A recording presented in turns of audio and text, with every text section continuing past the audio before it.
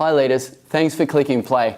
The reason you're receiving this is because at some point someone recruited you into a leadership role in the life of our church, which has become an essential part of the programs and activities that we run that enables us to be a vibrant church that reaches out to others as well. And we're deeply grateful for your role in our community in being a leader like that. The challenge comes when we begin to see our programs and activities, which are designed to be vehicles for making disciples, as an end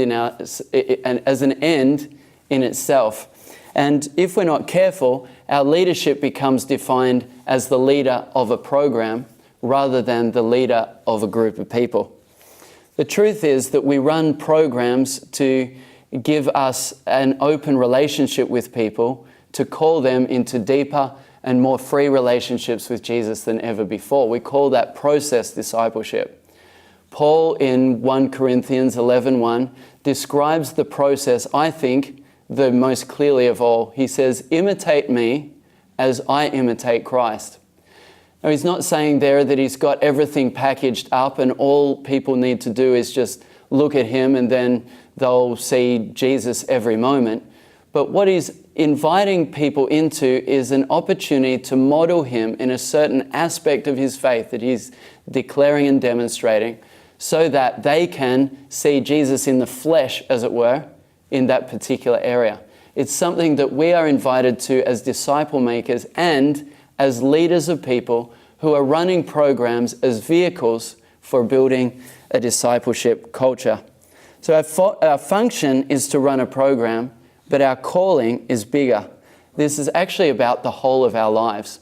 So last week, Pete made a video on Jesus the learner. If I was to give this a title, I would call it Jesus, the owner of an accessible life. It's not very pithy, but it kind of makes the point. Jesus actually had a few that he opened his life up to and gave access to all sorts of areas. Think of Jesus and his disciples on the boat. They're panicking because of the storm, and he loans them his faith, as it were, to show them how it's done and how they could imitate him and do that for themselves in the future. They're faced with large crowds who are hungry and have nothing to eat, and they, again, are lent Jesus' faith in terms of what do you do in that sort of situation?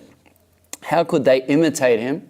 Well, they actually got a chance to see him in all sorts of aspects of his life, not only the program one.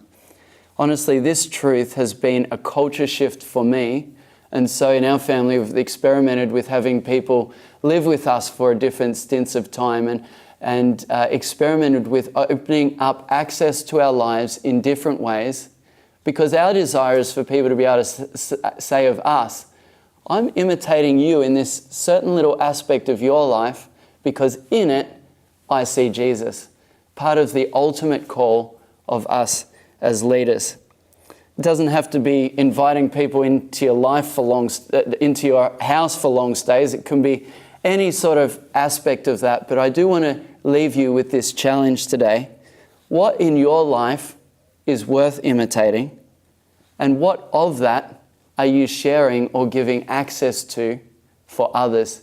Who is it that's around you and is part of the programs that you run that actually needs a little bit more access to your life to land everything in the way that Jesus is calling them to?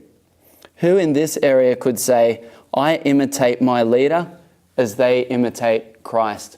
If you're working with someone who's under 18, then obviously it's not so easy to give access to your life, but I encourage you to think of that in terms of inviting a family in and giving space for your involvement with a family of people. Whoever it is that's being called to you at this time, I pray that God would bless them through you at this time and that you would live a life truly worth imitating.